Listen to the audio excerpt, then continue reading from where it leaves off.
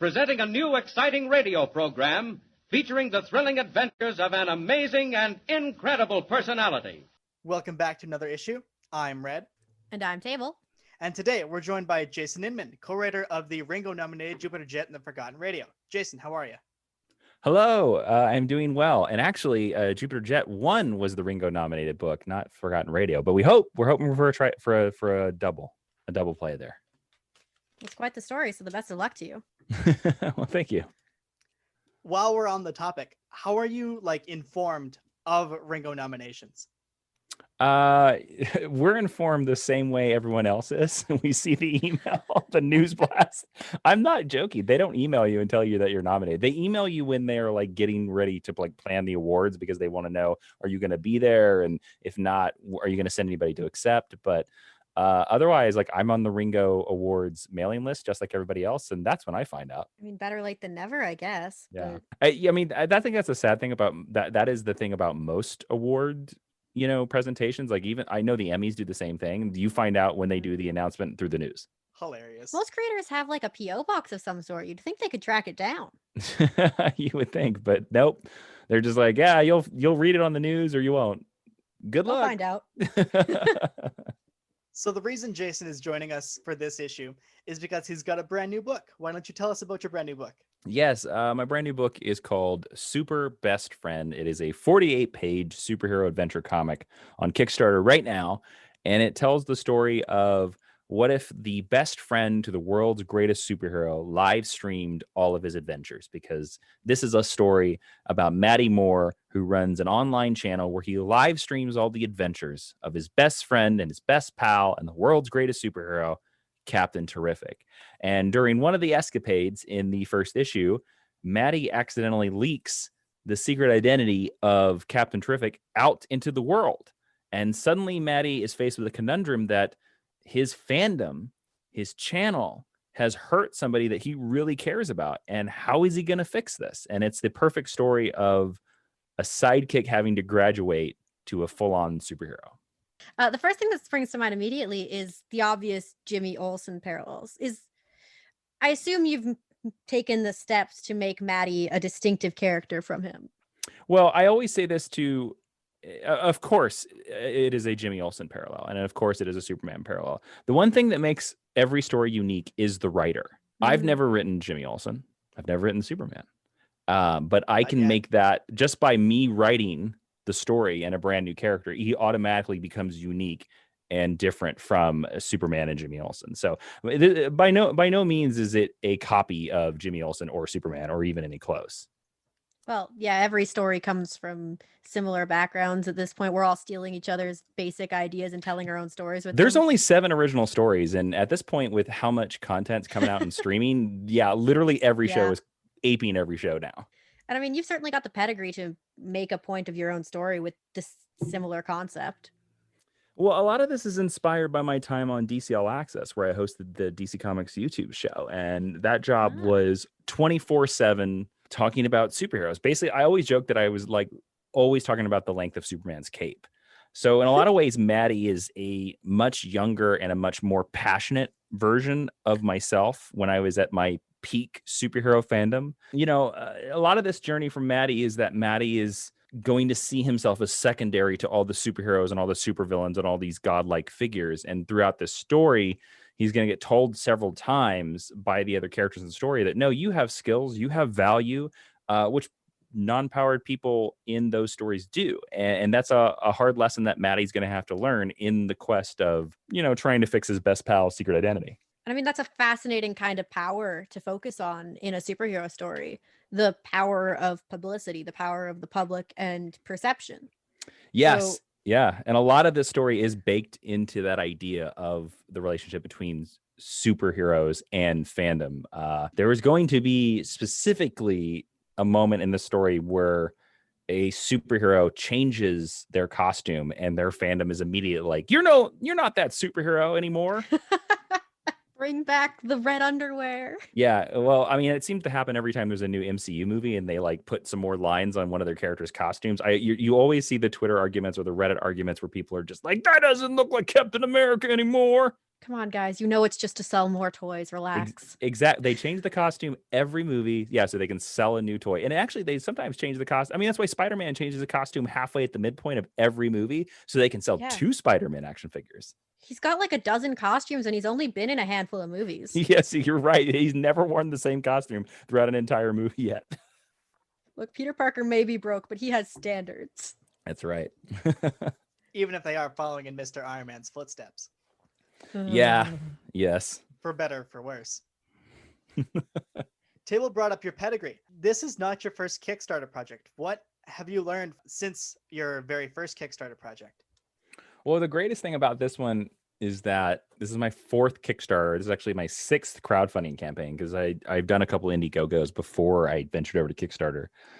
And for Super Best Friend, it was great because it funded the fastest. So it funded in 11 hours. So I was like, okay, cool. Like I've built up enough audience within just the Kickstarter, algorithm and funds. And I know the question everybody's saying to themselves right now, they're like, well, if you already funded, why do I need to care? Why do I need to go to superbestfriendcomic.com, a direct URL? That's a Kickstarter tip. Always have a direct URL. Well, it's because the book it's now a pre-order. The book's definitely going to happen. I've learned a lot of tips. One thing is that you're always nervous every time you're going to launch.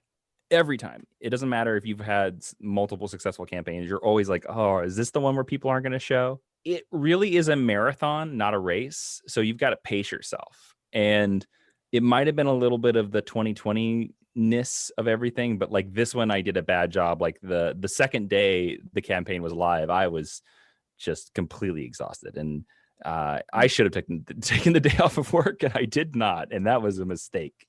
I do wonder, because you mentioned that you've built kind of a following on Kickstarter. I don't use Kickstarter a lot, I'll be honest. I pop over for like a project that someone links me to normally. Can you follow specific creators on Kickstarter? Yeah. Even if they don't have a project live, you can go to their profile and you can click follow. And Kickstarter will now do this thing that if that creator launches a new project, they will email you and be like, hey, I don't know if you know this, but the creator you follow has a project. This great thing is last year, Kickstarter made this brand new thing where they will allow you to follow a specific project before it goes live. And I use that very well on Super Best Friend because Super Best Friend got to 208 followers before it went live, which was the most I've ever had.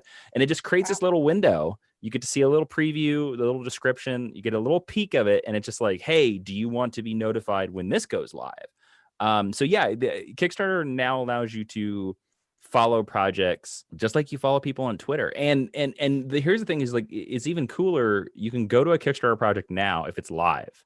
And they have a little notify button under the back button. And you click on that notify. And what that'll do is that like when you get to the end of that campaign, if you haven't backed the campaign yet, because Kickstarter can, you have to log into Kickstarter to be able to donate on Kickstarter. Kickstarter will notify you and be like, hey, you clicked that you were interested in this campaign. They only got 3 days left. Are you going to donate? What's going on here? Still interested? Yeah, exactly. Why'd you click notify? And all of those are very helpful for Kickstarter creators. I can say as one of those 208 people, that email, now knowing that the project is live, not only do I follow you on your other work across the internet and heard about you talk about your project, but getting that email was like, yes, I know it's live. Thank you, Kickstarter. Well, see now, first off, thank you. That's so nice to hear. I will say, most people are not as awesome as you. I can't tell you how many times I get an email months after the Kickstarter's over where people are like, you ran a Kickstarter? Oh my God. And I don't go quiet on Kickstarters because I'm always like, look, I want this thing to fund. So I'm going to post about this Kickstarter every single day when it's live. Every day I'm going to remind you, hey, it's live. It's on. Get over there. Because this is the only time you have to get it.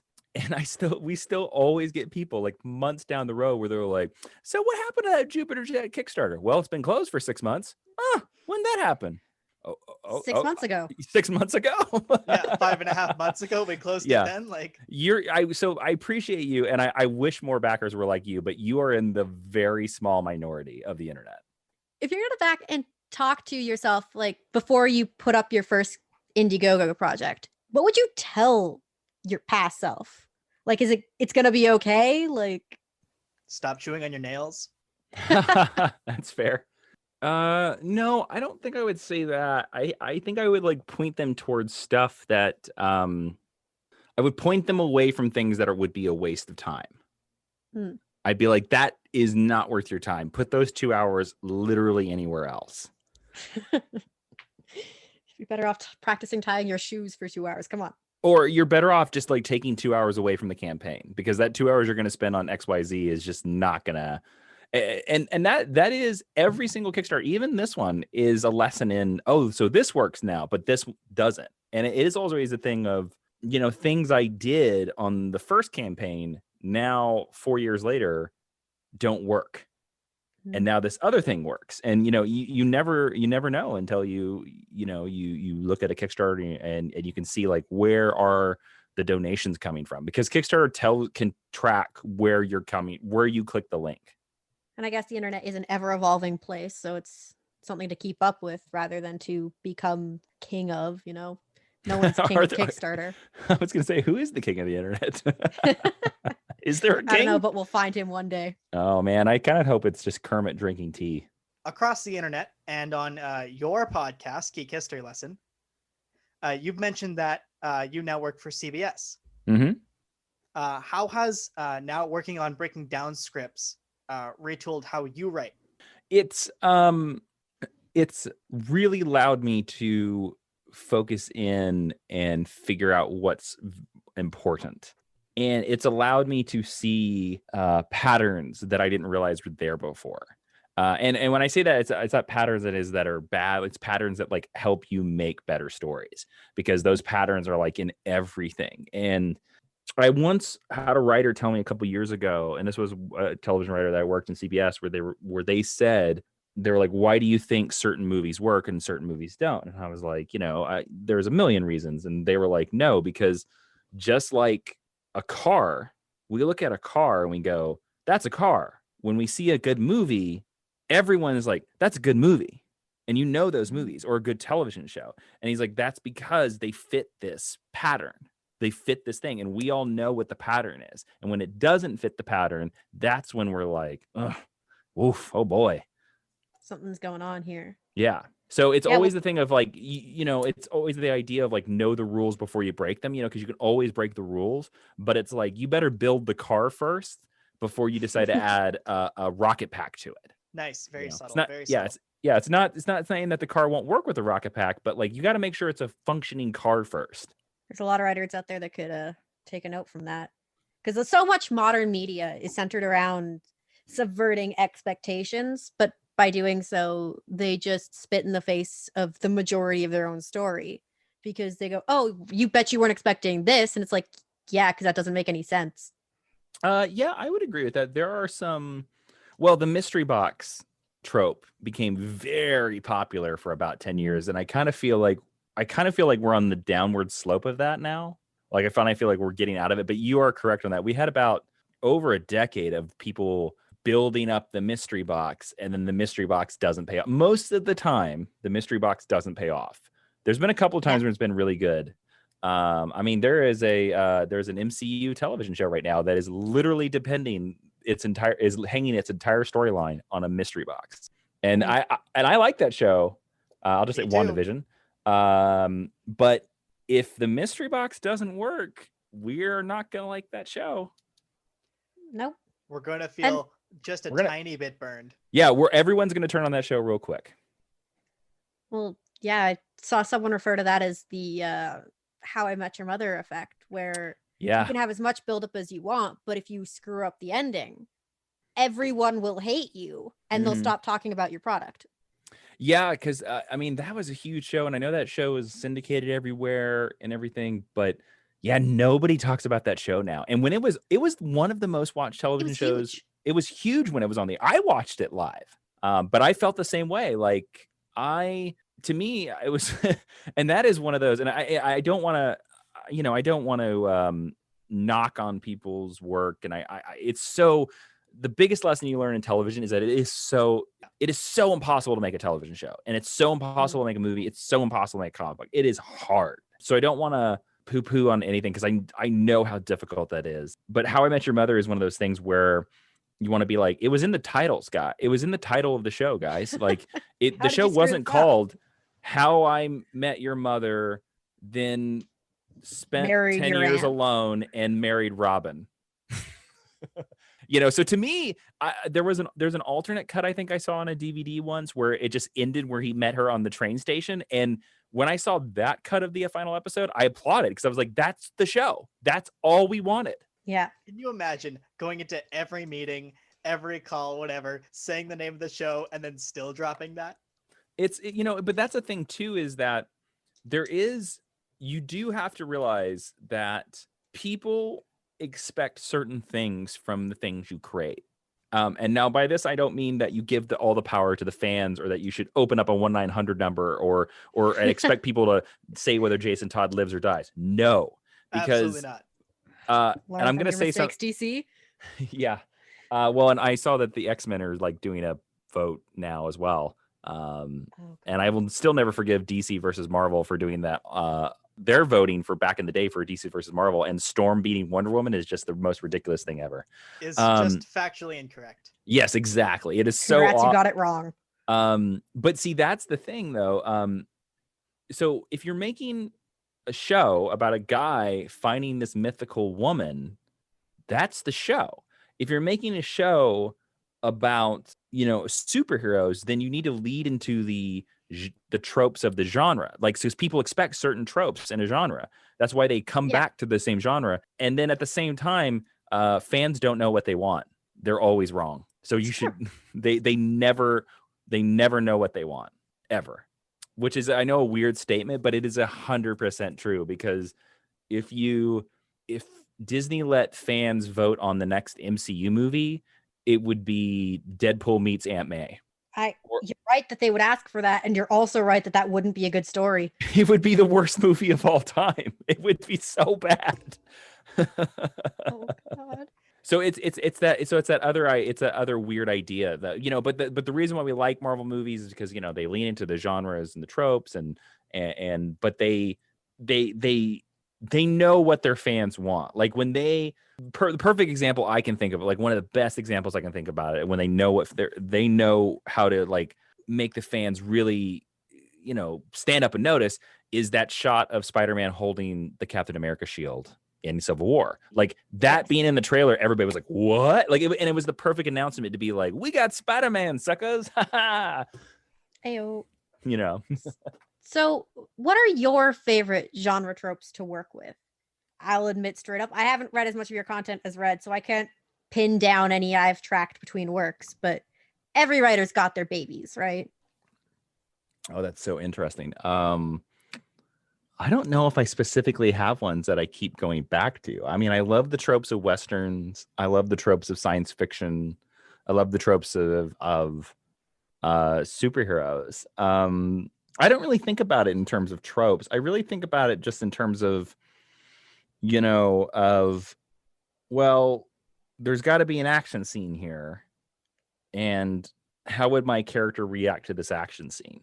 I always try to put it from, what would my character think about this? How would my character react to this? Because I always feel like those are the best stories. Yeah. Because a trope Character for a driven. trope's sake is boring. 100%. But like, if you can twist the trope through your character, you know, then it becomes good. Like a good example. Okay, here, I just stumbled upon it. In Westerns, there's usually always a bar fight. And usually somebody escapes a bar fight and goes, yeehaw, and rides away. That almost happens at 90% of Westerns, right? Yeah. And in Jupiter Jet, we have her she goes to a Western planet. So she is in the bar and she thinks she's the good guy. She thinks she's talking. And then you quickly find out that everybody in the bar is like, you're from another planet? Give me that jetpack. We want to escape. And she suddenly has to get the hell out of the saloon. And when she flies out of the saloon, she lands on not a horse, a giant lizard creature, because we're on a different planet. and the lizard goes, "Wah," so that's the yeehaw, and she rides off. So that is like a twist of a trope, but it's through the genre trappings of Jupiter Jet. Yeah, it's got all the pieces of your Western bar fight, but it's new. Mm-hmm. Talking more specifically about Super Best Friend, the Superman allegory is not lost There. and on full display. Oh yes, 100%, and I'm 100% leaning into it as well. Right. You've also gone on record to say that your John Byrne Superman is your favorite lineage of Superman. Yes. Are there direct things you may have spun off of his take of Superman? How did John Byrne Superman inspire this particular work? It is so uncanny that you asked this question, because yesterday in the mail, I got my hardcover copy of the Superman, the Man of Steel by John Byrne Volume 2 omnibus. Hey. It literally came in the mail yesterday. So it's like uncanny that you are asking me this question. Not a plug for DC Comics, but they are doing these super awesome new versions of them, and I've been scooping them up. So the John Byrne Superman, he's a smiley Superman. He does everything he can to not become angry. Now he gets angry. He definitely does.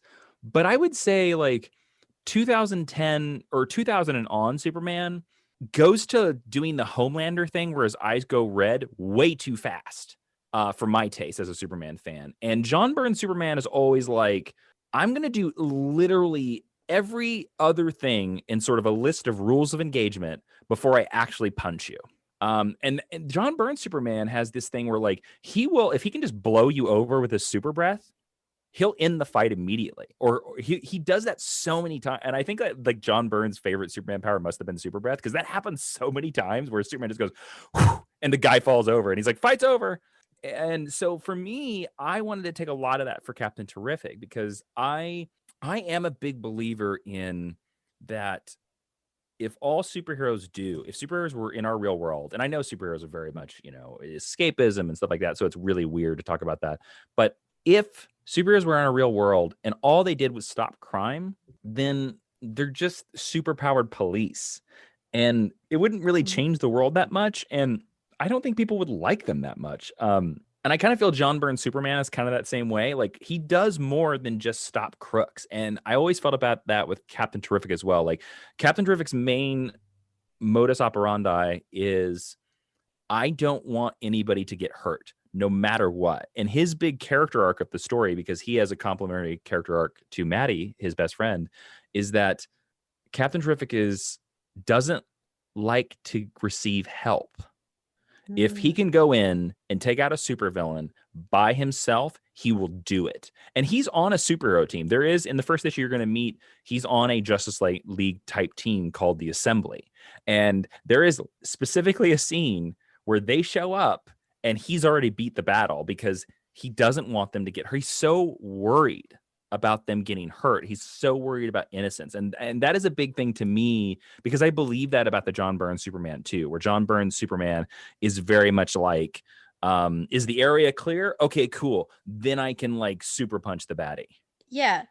Like that Superman wouldn't do Man of Steel because he'd just take this fight straight to space so they don't do, $1 billion of property damage everywhere.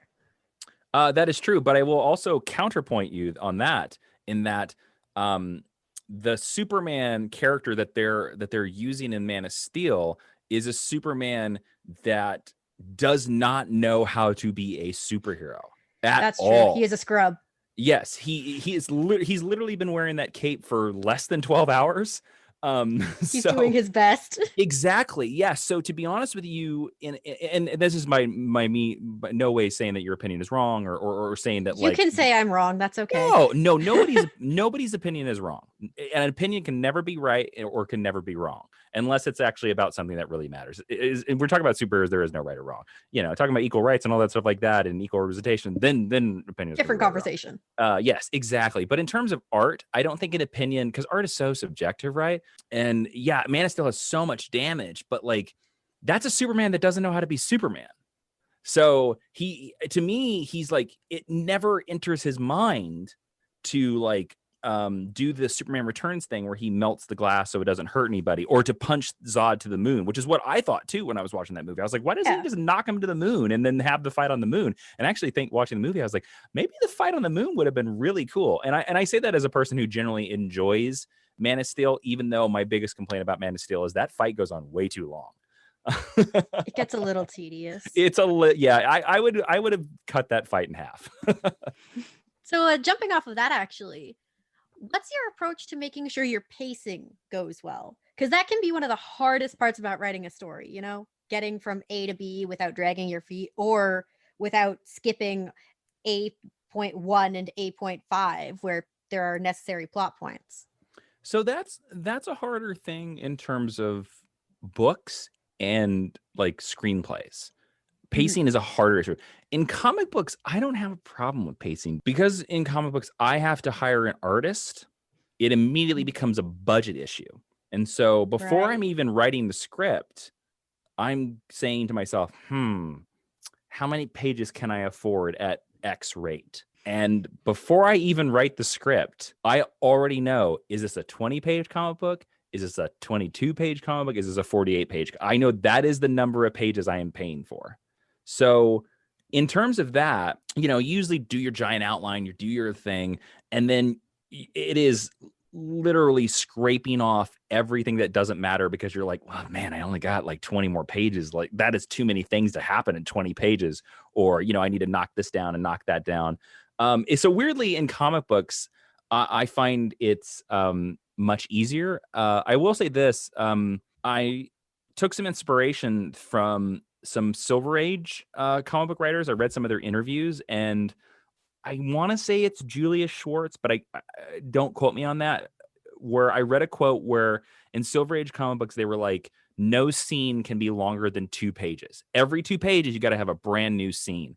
And I took that inspiration to Super Best Friend, or you got to change locations every 2 pages. And for me, that kind of like made me make sure that the scenes were important and made sure that the scenes basically move. Now I violated a couple of times, but mostly you'll notice if the scene doesn't end, I move them to a different location in that sphere within 2 pages. For those that are looking to find Mr. Inman, on another show where I first met Jason was the Legion Clubhouse over at the Major Spoilers Network. Oh, is that where you came across me first? Yes, sir. Oh, wow. That's it's so funny. I just recorded some more of those yesterday. Yeah, over at majorspoilers.com. Yeah, that's the deep dive that Steven Schleicher and Matthew Peterson does on Major Spoilers. And they go into every issue of Legion of Superheroes, and I do the sort of Super Friends intro for them. I can say to you, as a person that was just starting to get into the Legion and like, okay, so there's how many characters and how many names do I need to know? It's a lot. It's a lot, and they've rebooted so many times that it's very confusing, and it's the main reason why we've never done a Legion of Superheroes episode deep dive on my podcast Geek History Lesson, because it's so complicated that we haven't figured it out yet. And some of the characters you have done in that show, like Brainiac, was just the smallest piece of the pie you could grab without overloading anybody. Yeah, we also did, I remember to tie into Supergirl, we did Mon-El, and the joke of the episode became, and then Mon-El did this, but guess what? Another reboot. There were 7 reboots, I think. Oh my God. I'm pretty sure you're correct. Yeah, I want to say like in the same episode, it was like, and now another reboot.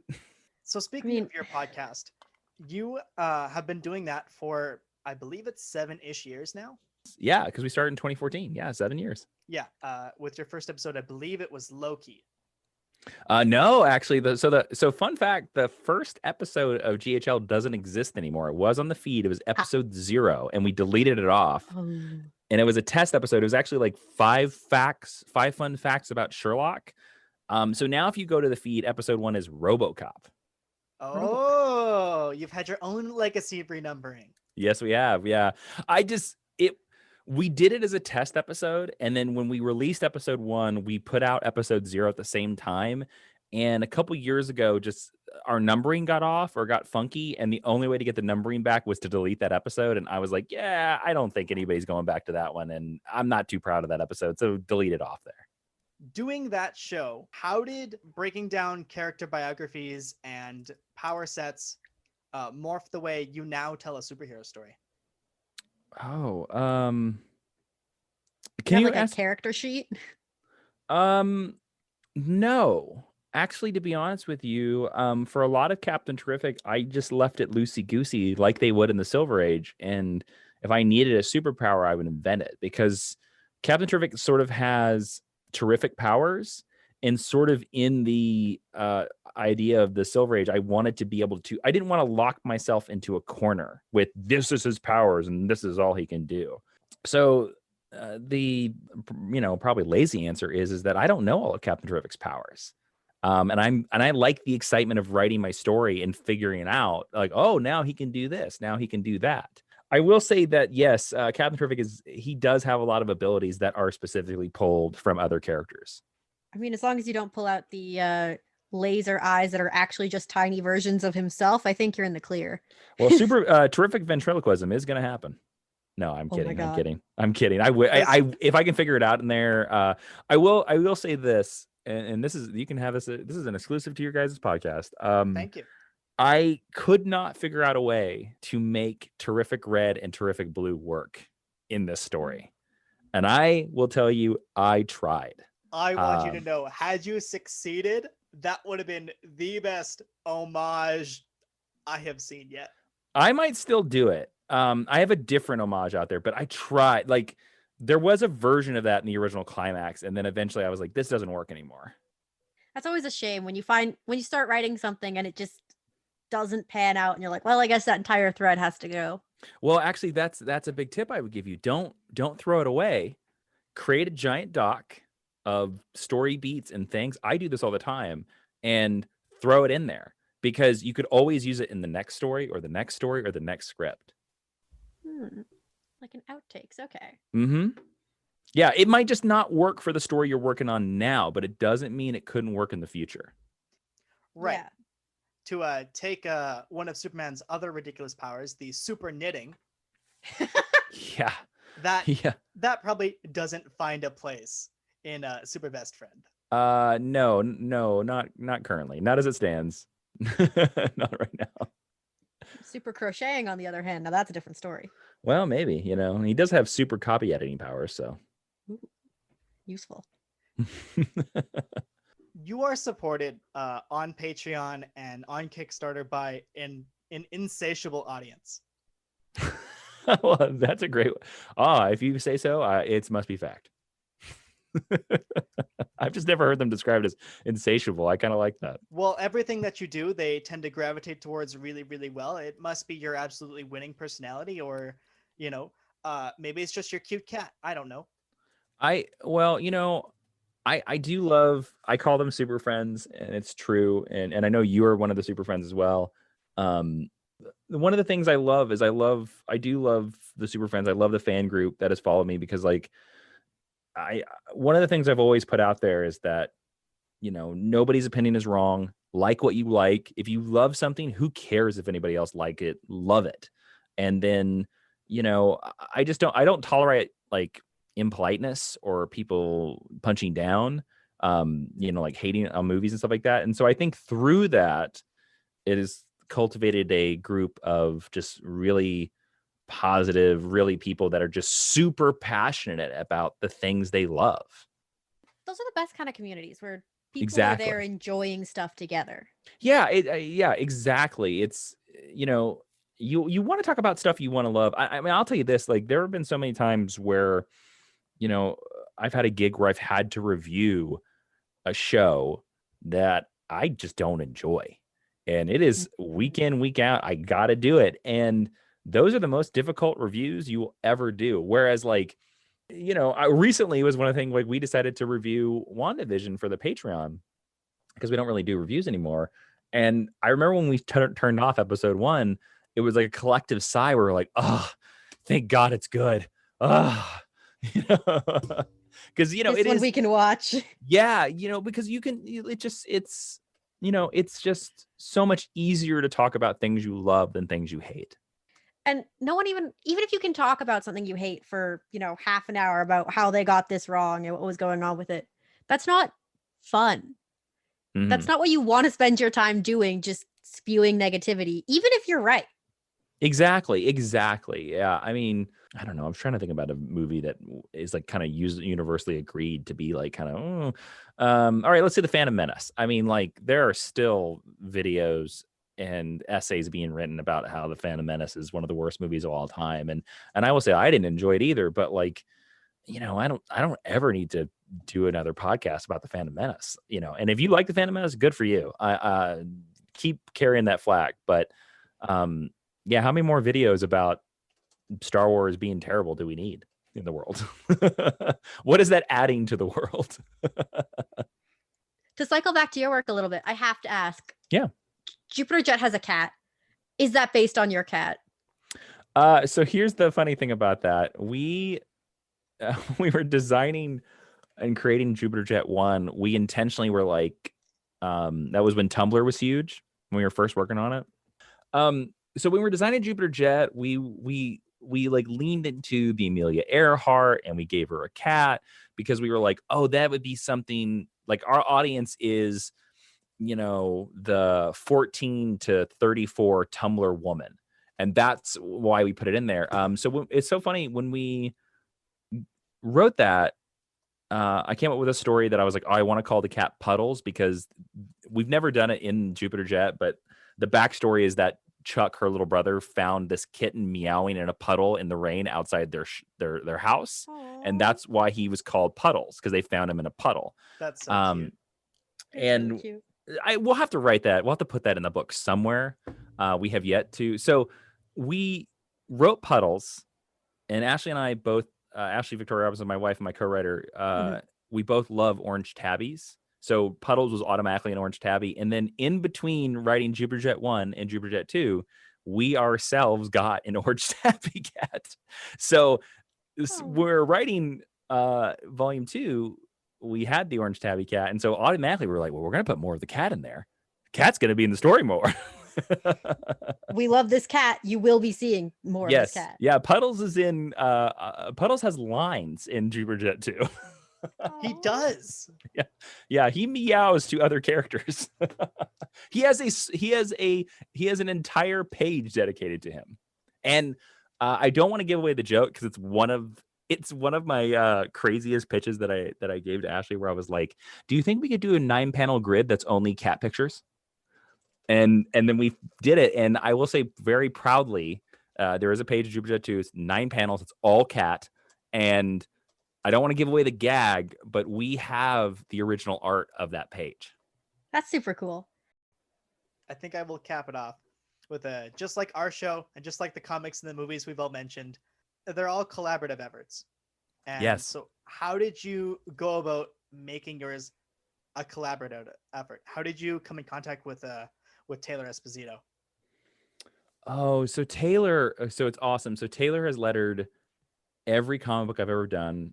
I've stayed at his house. He's a very nice fella. I met Taylor. He's one of the best letterers in comics. I came across Taylor because we asked a friend of ours, do you know a letterer? It was like, we need a letterer. We're doing this book. We're working on this book called Jupiter Jet. And Taylor also designed the Jupiter Jet logo. He designed Jupiter Jet and Jupiter Jet and the Forgotten Radio logo. He did not design the logo for Super Best Friend because he was too busy with. Sometimes he does big DC Comics work, and that pays way more. And I'm always like, take the paycheck. 100%. Yeah, but support your friends, have a living. Exactly. So Carlos Mangual is the designer who did Super Best Friend, and this is simply because Taylor didn't have the time. But he did the logo, and it was one of the best recommendations ever from our friend who was like, Taylor's the best. You should hire my friend Taylor. And we've now become friends with Taylor. In terms of for Super Best Friend, George Kambatis, excuse me, his name is very Greek and it's hard to say and difficult for myself to say. It's Kumbadais. That's how you say it. Sorry, George. And I've been a fan of him for years. I followed him on Twitter for years. And he did this amazing book called The Black Ghost, but last year for Comixology.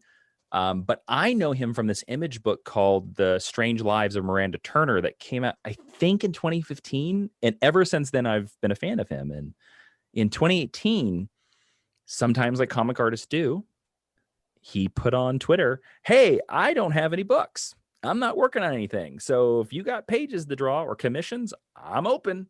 Within seconds, I emailed him the pitch for Super Best Friend, and he was on board, and boom, he's the artist. I will tell you, his first drawing of Maddie Moore is still the design. I have not changed it from his original drawing. And that's what was one of the bonus first day rewards that we're giving everybody, is that I want to give everybody that first piece of art that George ever drew, because I think it's so amazing. And it was so like, he so got Super Best Friend so quickly that I was like, you don't have to change a thing. That's exactly the design. And that's what you talk about with collaboration. It's like sometimes in our script, we will write, not really certain what to do here. If you got an idea, go crazy. Or sometimes we'll, like, because the most direction I'll ever give usually, because you want to see where they'll go with it. You want to see like how crazy they'll get with it. And that's the reason why you're working with somebody else. Because if you don't, you just read a novel. You want to see art. And so you want to see like, all right, how crazy is this artist going to get? Like, how weird is this guy going to get? And weirdly, I think Super Best Friend is probably the one that I've given the most references for. And that's specifically because there are certain things that I'm referencing in the Silver Age. So I usually put the panel in where I'm like, this is the tone, or this is the idea I'm going for. Not so he can copy it, so he can see like, oh, that's what he's thinking here. All right, got it. Your introduction to Taylor is very similar to how you landed on our show. Yeah. How did that happen? I don't remember. I have that for you. In fact, you put out on Twitter, I have this new book. Who wants me on their show? Much more polite than that, but in essence. It works. See, and it worked, man. Like, I'm so glad. I'm very happy you reached out. I know we've been scheduling this podcast for quite a while, and I know there were some snafus, and they were all my fault, audience. But yeah, see, that works, man. That's exactly the way it works. That's the best. That is one of the strengths, for all its faults. That is one of the strengths of social media. Like, that's fantastic that because of that tweet, we are now connected. I'm not joking you. I did an interview in this sort of like hopping on a bunch of podcasts to promote Super Best Friend. And one of the interview questions on a podcast I had was, you have a podcast? What I will say to you and Ashley Victoria Robinson is, you both have done an amazing job with that. And if the thought ever crosses your mind to cancel that show again, I will personally write you an email and extreme to you not to. Oh, I think the only thing that could cancel it now is if we just both got too busy. That period, and listeners, what he's referring to is like, there was about 3 years ago, we considered canceling the podcast. And the reason why was it was purely a financial decision, because weirdly, at the same time, Ashley and I were both in between gigs. We were both unemployed, and doing the podcast at that time period was like the last thing we wanted to do. And the best decision we ever made was we simply made a video and said, we can't afford to do the podcast anymore because we need to be spending this time on literally anything else that will pay our rent. And we put it out there that we're like, the only thing I'll say to the podcast is if the Patreon hits this level. And that's why I'm so astounded by Twitter and so astounded by Patreon. The Super Friends showed up. They hit that level within a month. And we were like, well, the podcast is not going anywhere. Guess it lives. Yeah. And it has never dropped below that thing. That support really made it clear to us about how much people like what we're doing or how much they like that podcast. And so the only thing that will stop it now will be time, because we now know that like there is a lot of people, and we fell back in love with doing it as well. Like I said, that was just like a perfect weird cross moment of like, we're both unemployed, we're both kind of depressed right now, and we're kind of like, maybe we're gonna have to go get real jobs. You live in California, where real jobs are hard to come by. That is fair, but like when one of the things about Hollywood is, and it's one of the things that why people always exit the industry. But a thing that makes a lot of people leave, this best piece of advice I'd ever have for anybody that's like, I want to come to Los Angeles, or I want to go to New York or Vancouver and try to make it in television and film. I heard this showrunner once say that he's like, you're in the industry as long as you have the money to survive in the town where movies and television is, because New York, Vancouver, Los Angeles are all expensive. They're more expensive than other cities. So he's like, if you have the money to pay your rent, you're in the game. If you can't afford to live in that city, you're out. You're done. And so he's like, you can only survive as long as your bank account is full. And a lot of people, I am fully admitting, and I Hollywood is such a feast or famine kind of place. Every creative thing is. It's like you either have a million jobs or you have none. And you could have a year where you don't work. And I'll tell you that I like doing this so much that like I have no problem if I have a slow year walking over to Starbucks and being like, hey guys, got a part-time job? I would like to be employed. Please give me money. Yeah, because it keeps me here and it keeps me in the connected, like I'm here. Because the one myth that everybody that's not here wants to believe is that they can live in Colorado and also write movies. And the only people that can do that are the Kevin Smiths or the Christopher McQuarries. Like Christopher McQuarrie lives in Seattle because he doesn't like Los Angeles, but he's Christopher McQuarrie. He's made 2 of the most successful action movies of all time. No longer matters where he lives. Exactly. Like Hollywood and executives will always take a meeting with him anytime he's in town. But for Joe Schmo and Sally, who knows who you are, they're like, oh, you're not in LA? Throw the resume away. Why should we care? Exactly. Yeah. No. So it's very much of like, how much money do you have to stay in the game? And because there was that actor that was on the Cosby Show. He was the son. I think he was Theo. And he got so much flack because people caught him working at Trader Joe's. And I was like, man, he's just in between gigs. Get off his back. He just needs to eat. Don't be a dick. Yeah, we all have to pay a rent or a mortgage. Everyone has to do that. So he didn't give up. He went and paid the bills. And sometimes that has to happen. And there's nothing wrong with that. Absolutely none. Put food on your table, put roofs over your head, do what you need to keep doing what you love. Yeah, exactly. With that ever-inspiring message, I believe it's time for our show to end. Mr. Jason, where can they find you on the internet? You can find me everywhere on Instagram and Twitter at Jawin. That's Jawiin. If you want to check out Jupiter Jet, get some signed copies of my books. I do have a store at jasoninman.com. And then Super Best Friend is my newest 48-page superhero adventure comic.